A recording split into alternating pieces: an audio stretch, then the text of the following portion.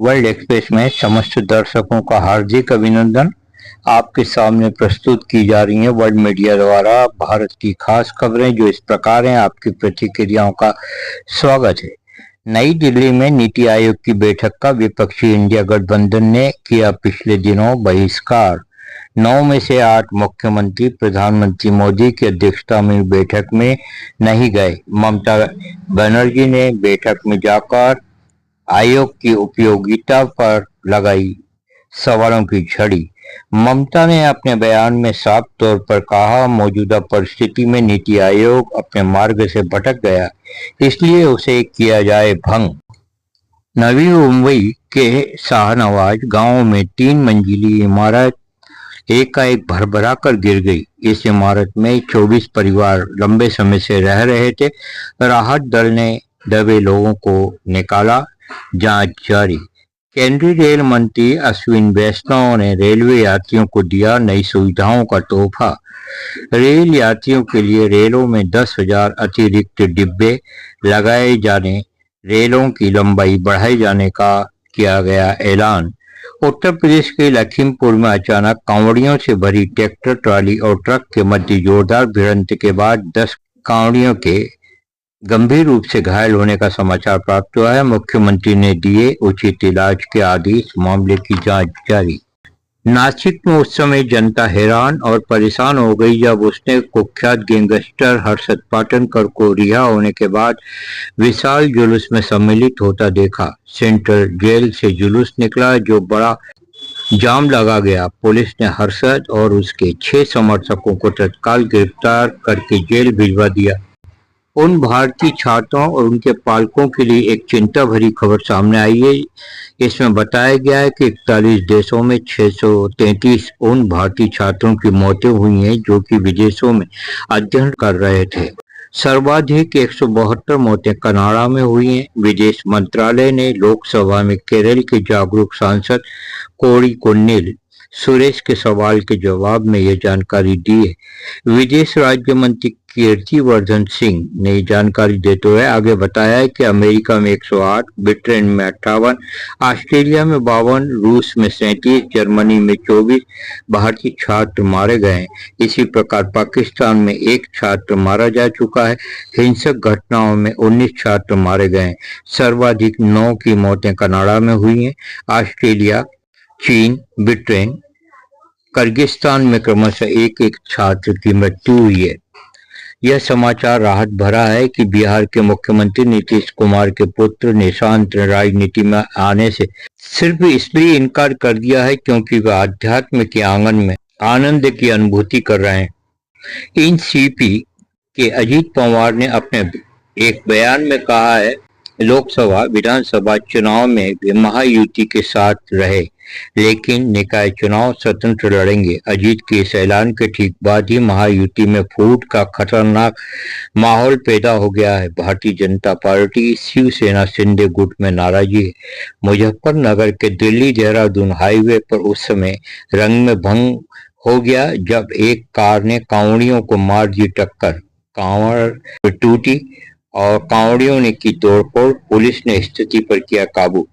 मध्य प्रदेश के कटनी का एक वीडियो काफी तेजी से देखा और सुना जा रहा है। इसमें बताया गया है टार्च से 3-4 रेलवे कर्मचारी पटरी इसलिए दिखा रहे हैं जिससे ड्राइवर को पटरी दिखाई दे सके। इस वीडियो के सामने आने के बाद चर्चा है अभी भी रेल विभाग पिछड़ा का पिछड़ा ही है। हरिद्वार में कांवड़ रूट पर अजीबोगरीब हरकत। कांवड़ रूट पर मस्जिद, दरगाह, मजार को सफेद पर्दे से ढक दिया गया। मुस्लिमों ने कहा, हम तो कांवड़ यात्रा का स्वागत करते हैं, इस बार ऐसा क्यों? ज्वालापुर इस्लाम नगर मस्जिद जिसे पर्दे से ढका गया, उसके प्रबंधक शकील अहमद बोले, हमसे कोई बात नहीं की गई। कई दशकों से कांवड़िए गुजर रहे हैं। मजार के बाहर लगे पेड़ की छांव में वे बैठते हैं, हम उन्हें चाय पानी कराते हैं। इस बार ऐसा क्या है कि इतना फर्क किया जा रहा है? कांग्रेस नेता नईम कुरैशी ने कहा, ऐसा माहौल 65 साल में वे पहली बार देख रहे हैं। भारत के प्रधानमंत्री नरेंद्र मोदी आगामी अगस्त माह में यूक्रेन की यात्रा करेंगे। उनकी इस महत्वपूर्ण यात्रा पर सारी दुनिया के देशों की निगाहें टिकी हुई हैं।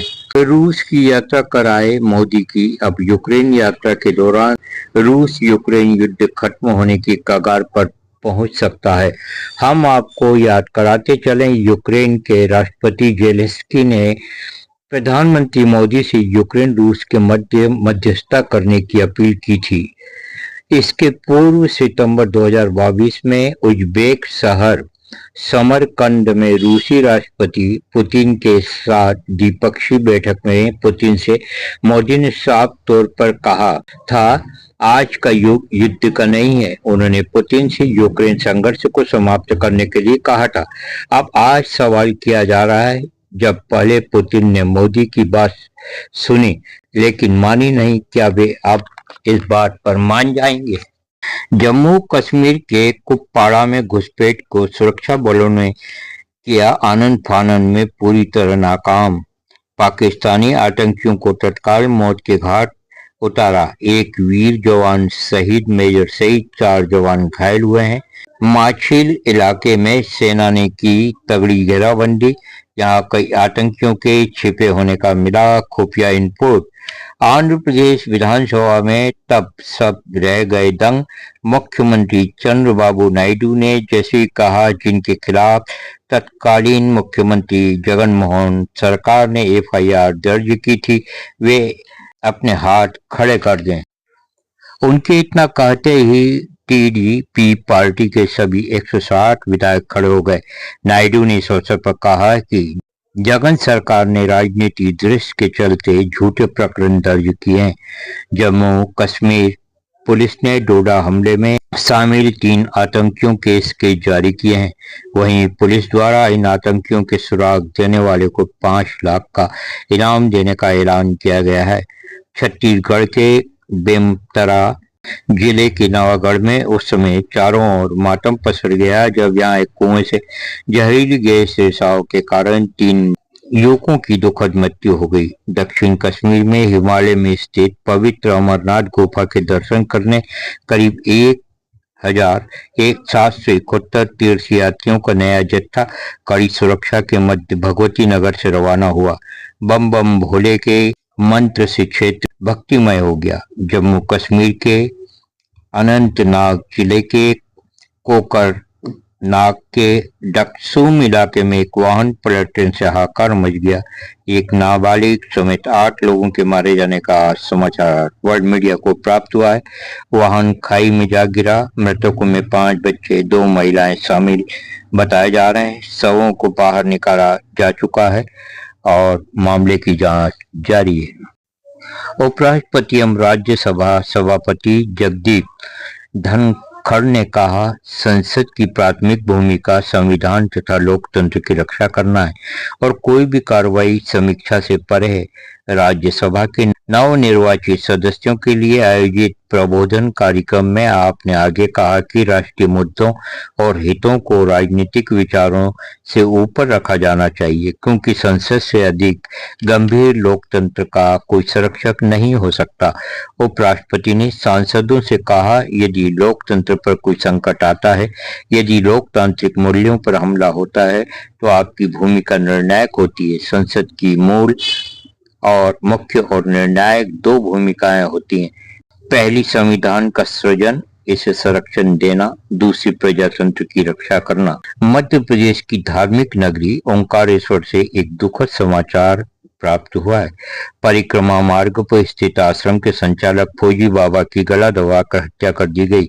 27 जुलाई की दोपहरी मानधाता पुलिस को सूचना मिली अपने आश्रम में फौजी बाबा मृत पड़े। यह सूचना पाते ही अनुविभागीय अधिकारी पुलिस मुंदी रविंद्र कुमार बोयर एवं थाना प्रभारी मानधाता निरीक्षक अनोख सिंह सिंधिया इस घटना के बारे में वरिष्ठ अधिकारियों को सूचना इनके द्वारा दी गई। घटना स्थल पर एफएसएल यूनिट प्रभारी सुनील मकवाना एवं फिंगरप्रिंट प्रभारी उप निरीक्षक गणेश पाटीदार भी पहुंचे। उनकी उपस्थिति में घटना स्थल शव का निरीक्षण तथा पंचनामा कार्यवाही की गई। फौजी बाबा की जघन्य हत्या में अभिषेक शर्मा आरोपी थे। बताते हैं, यह बाबा के आश्रम में खाना बनाने का कार्य कुछ दिनों से कर रहा था। बाबा से विवाद होने के बाद उसने इस हत्या को अंजाम दिया। फौजी बाबा की निर्मम हत्या से सारे ओंकारेश्वर में भय का वातावरण पैदा हो गया है। अभिषेक शर्मा से इस हत्याकांड का राज खुलने की संभावना है। फौजी बाबा की हत्या महज एक मामूली कारण से हुई या उनकी हत्या सुपारी देकर करवाई गई जिसमें एक अन्य मंदिर का संचालक शामिल हो सकता है, ये जांच का विषय है। भारतीय जनता पार्टी के पूर्व प्रदेश अध्यक्ष, पूर्व सांसद एवं राष्ट्रीय उपाध्यक्ष प्रभात झा के दुखद निधन के समाचार से अभी भी सारे देश में शोक का वातावरण है। प्रभात जी के पैतृक ग्राम कोरियाही जिला सीतामढ़ी बिहार में उनकी देह पंच तत्व में विलीन हो गई। उनके सुपुत्र तुषमूल झा ने पार्थिव देह को मुखाग्नि दी। प्रधानमंत्री नरेंद्र मोदी, भारतीय जनता पार्टी के राष्ट्रीय अध्यक्ष जेपी नड्डा, भारतीय जनता पार्टी के मध्य प्रदेश अध्यक्ष वी शर्मा, कैबिनेट मंत्री कैलाश विजयवर्गीय, भारतीय जनता पार्टी के राष्ट्रीय संगठन मंत्री हृदयनाथ शर्मा, कृषि मंत्री मंगल पांडे, गायत्री देवी, मध्य प्रदेश के मुख्यमंत्री डॉक्टर मोहन यादव, सांसद संध्या राय ने प्रभात झा के निधन पर अपनी पुष्पांजलि अर्पित की। नई दिल्ली में सैकड़ों नेताओं ने प्रभात जी को दी अंतिम विदाई। पुष्प चक्र अर्पित करके श्रद्धांजलि अर्पित की गई। वर्ल्ड एक्सप्रेस की ओर से आकाश वर्मा ने अपने साथियों सहित पुष्पांजलि अर्पित की। उत्तर प्रदेश में महाकुंभ की तैयारियां तेजी से प्रारंभ हो गई हैं। इस आयोजन को स्वच्छ महाकुंभ नया नाम दिया गया है।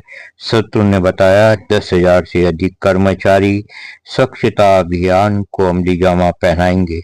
1,50,000 शौचालय भी बनाए जाएंगे।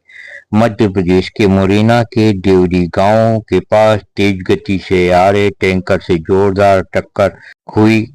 15 कावड़िए गंभीर रूप से घायल हुए हैं। 2 ने घटनास्थल पर ही दम तोड़ दिया। ट्रैक्टर ट्राली भिड़ंत के बाद हड़कंप मच गया। इसी प्रकार उत्तर प्रदेश के गाजीपुर से भी सड़क दुर्घटना में 2 कांवड़िए मटरू कौशल की मृत्यु का समाचार मिला है। इन कांवड़ियों को एक बोलेरो ने उस समय टक्कर मार दी जब ये केथी मार्कंडेय धाम से जल लेकर बाबा धाम जा रहे थे, तभी ये दुखद दुर्घटना हो गई। बुरहानपुर में 25 गधों के गायब होने की सरगर्मी है। इस संबंध में एक व्यक्ति ने थाने में अपनी रिपोर्ट भी दर्ज करवाई है। तमिलनाडु में पिछले 24 घंटे में पिछले दिनों 3 नेताओं की हत्याओं की बड़ी चर्चा है। ये नेता AIADAM, भारतीय जनता पार्टी और तीसरे कांग्रेस नेता के बताए जा रहे हैं। विपक्षी आरोप लगा रहे हैं मुख्यमंत्री SK स्टालिन पूरी तरह से अक्षम साबित हो रहे हैं और राज्य में अराजकता पैर पसार रही है। उत्तर प्रदेश में कांवड़ यात्रा पर आतंकी हमले का खतरा। इस खुफिया इनपुट पर इस राज्य के कांवड़ यात्रा मार्ग पर ATS के जवानों की तैनाती है। खुफिया विभाग ड्रोन की मदद से निगरानी रखे हुए है। मुजफ्फरनगर SSP अभिषेक सिंह ने आतंकी हमलों की आशंका जताई है। उन्होंने कहा है, दिल्ली, राजस्थान, उत्तर प्रदेश के हजारों कांवड़िए शिव चौक से परिक्रमा करके आगे बढ़ते हैं। इस कारण सुरक्षा की व्यवस्था काफी कड़ी की गई है। ATS टीम सुरक्षा व्यवस्था संभाल रही है। पिछले दिनों ATS कमांडो बख्तरबंद गाड़ियों के काफिले के साथ लखनऊ से मुजफ्फरनगर पहुंचे और कांवड़ रूट का अवलोकन किया। यह उल्लेखनीय रहे, इस साल उत्तर प्रदेश में कांवड़ यात्रा का महत्व है। यह उल्लेखनीय है, हर साल उत्तर प्रदेश में कांवड़ यात्रा का महत्व रहता है। यहाँ 4 करोड़ शिव भक्त कांवड़ लेकर निकलते हैं। उनकी यह यात्रा 200 किलोमीटर की रहती है। सालाना व्यापार इस यात्रा में 5,000 करोड़ का रहता है। बताइए यह समाचार आपको कैसे लगे। धन्यवाद। जय भारत।